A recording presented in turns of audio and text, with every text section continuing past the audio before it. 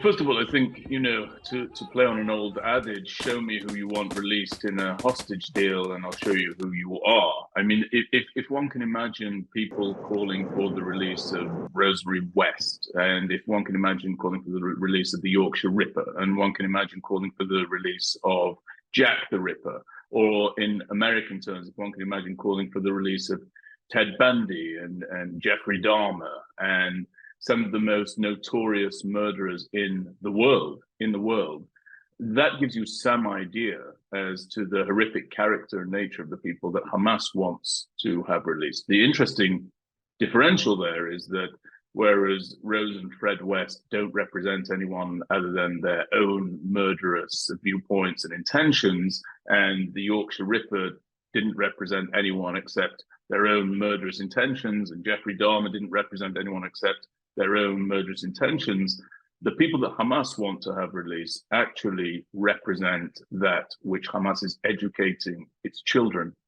to believe, to adopt the philosophy of, and to ultimately carry out, as we saw so many of them do so once they became of adult age on October the 7th. And so it's a particularly macabre deal. It's an awful deal because it's separated into different stages. So it starts with women first, and then eventually goes to men, and then you go down the sliding scale of Hamas demands, and eventually somewhere down the line they come to the release of body parts of people who have been killed. So this is an awful, awful situation. In terms of my personal ideas about it, I think that we must do everything that we possibly can in order to bring our hostages home.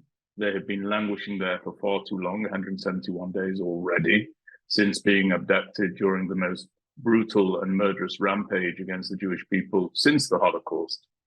And I think that bringing them home is vital to our war goals, but also destroying Hamas's military capabilities is vital to our war goals. And so I think if we need to have a temporary pause, not a ceasefire, and certainly not a long-term ceasefire, but a temporary pause in order to bring our hostages back to their loved ones and to their countries, we would do well to avail ourselves of that possibility. But then we must also ratchet up the war machine and move forward to crush, destroy, and eliminate Hamas's military capabilities. It's vital that we do that. And even as there's much talk in the international media and in various international fora about the need for Prime Minister Netanyahu to step aside at this time, Chuck Schumer, the leader of the Senate Majority Leader over there in the United States of America, also the highest ranking Jewish elected representative in the United States of America at this time, calling for elections right now from the Senate floor, from the well of the Senate floor. He can do that and he can say that, but it's very, very clear that he fails to understand that whomever is in the position of leadership here in Israel, that individual has only one mandate from the Israeli people, and that is to achieve the dual war goals, bringing back the hostages, destroying Hamas's military capabilities. The latter part of those two goals, that will not change regardless of who is in the seat of the prime minister. Yeah, the Israel Defense Forces has got to operate inside Rafah, and it's got to operate inside Rafah with the same conclusive goals as it has done in Gaza City, as it has done in Jabalia, as it has done and continues to do in Khan Yunis. There is absolutely no sense whatsoever in this completely artificial red line that has been drawn around two aspects of the war. The first is a calendrical aspect, the idea that we should not be making war inside the Gaza Strip during the month of Ramadan. This is completely artificial. It's complete nonsense. Everybody should note and appreciate the fact that no deference was shown to the Jewish calendar when Hamas stormed across our border during the festival of Simchat Torah, where the Jewish people celebrate the receipt of the Torah, of the Bible, from Mount Sinai. Murdered 1,200 people. This is a number that seems to be fading into the background, but I want to place it back onto the foreground. Murdered 1,200 people, kidnapped 240 others, are holding 134 inside their dungeons and their tunnels to this day. Our hostages are languishing. And quite frankly, the timeline along which we operate in order to bring those hostages home, whose lives hang in the balance every day, And given particularly the fact that the UN investigation into sex as a weapon of war determined that our female hostages were not only likely raped on October 7th by Hamas and gang raped by Hamas on October 7th, but also are even more likely to still being raped and sexually abused inside Hamas captivity now.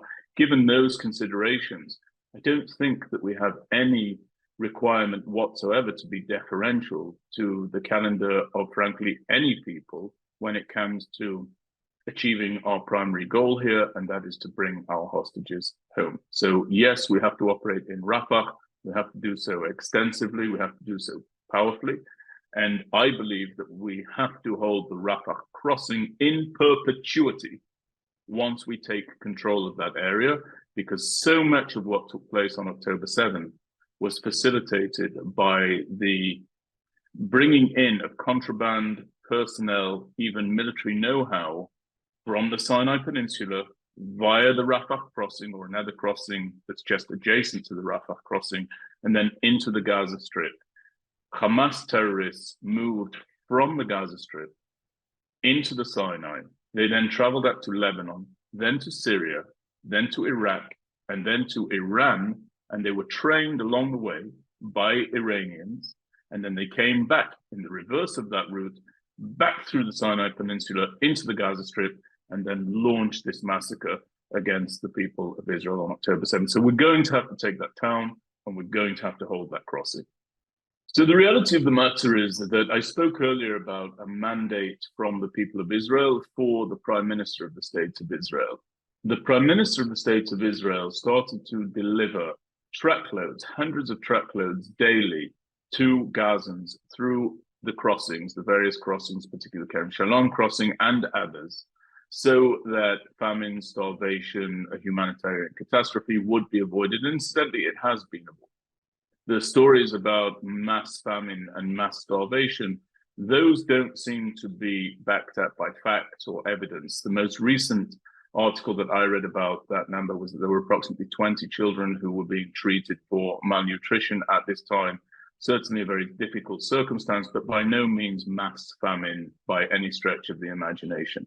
Now, the Prime Minister did that and started to move those aid trucks in revolt of what the Israeli people felt needed to happen at that time. I want that to be very, very clear. It was done as a nod, if you like, to the demands of the Americans. The Americans said, we will continue to supply you with all of the material that you need in order to prosecute this war against Hamas, but we need a humanitarian gesture. And the humanitarian gesture was the inflow of food and nourishment to the Gaza Strip.